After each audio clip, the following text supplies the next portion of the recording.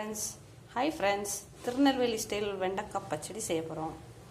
இந்த மாதிரி செஞ்சு நீங்கள் பார்த்துருக்கீங்களான்னு சொல்லுங்கள். அதுக்கு வந்து நான் இப்போ வெங்காயம், கருவேப்பிலை, தக்காளி, வெண்டைக்காய் நல்லா கழுவி கட் பண்ணி வச்சுருக்கேன். தேங்காய் மட்டும் அரைச்சி வச்சுருக்கேன். இதுக்கு எப்படி செய்கிறதுன்னு பார்க்கலாம் வாங்க. இப்போ குக்கரை வச்சுட்டு ஒரு 3 ஸ்பூன் அல்லது 4 ஸ்பூன் எண்ணெய் ஊற்றிருக்கேன். இதில் கொஞ்சம் கடுகு போட போகிறேன், கொஞ்சம் சீரகம். கடுகு நல்லா பொரிஞ்சு வரணும். கடுகு நல்லா பொரிஞ்சிருச்சு. இப்போ வெங்காயம் போடுறேன்.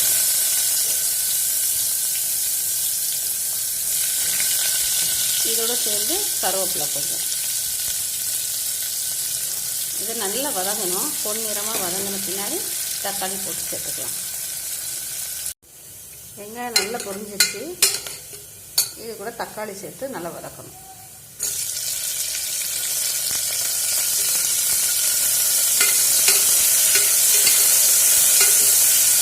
நல்லா கொஞ்ச நேரம் சிம்மில் வச்சு வதக்கிடுங்க. தக்காளி நல்லா வதங்கிடுச்சு பாருங்கள். கட் பண்ணி வச்சுருக்கிற வெண்டைக்காயோடு சேர்த்து கொஞ்சம் நேரம் வதக்கணும். அந்த பசத்தன்மை போகிற வரைக்கும் கொஞ்சம் வறுத்து எடுத்துக்கணும்.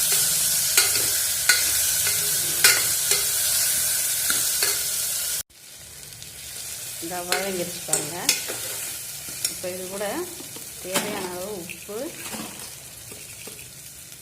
நான் கல் உப்பு தான் யூஸ் பண்ணுறேன். 1/4 ஸ்பூன் மஞ்சத்தூள், 1/2 ஸ்பூன் பெருங்காயத்தூள், 1/2 ஸ்பூன் மிளகாத்தூள், ஒரே 1 ஸ்பூன் சாம்பார் பொடி. இதெல்லாம் நல்லா கலந்து விட்டுருங்க.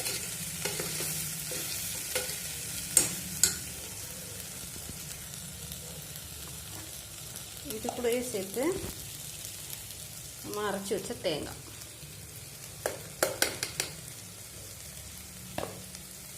இதையும் நல்லா கலந்துட்டு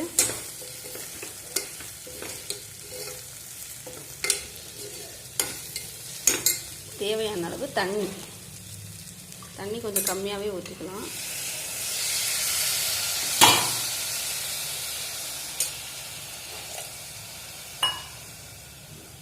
போதும், இந்த அளவுக்கு தண்ணி இருந்தால் போதும். ஒரு 2 விசில் அவ்வளோதாங்க. பார்க்கலாம், விசில் முடிச்சுட்டு பார்க்கலாம். எல்லாம் போட்டு மூடி வச்சாச்சு. இப்போ 2 விசில் வரட்டும்.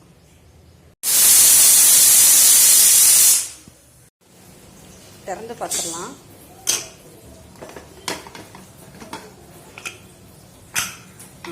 ரெடி ஆயிடுச்சுங்க வெண்டைக்காய் பச்சடி. நீங்களும் இந்த மாதிரி செஞ்சு பாருங்கள். ரொம்ப ஈஸி மெத்தட் தான்.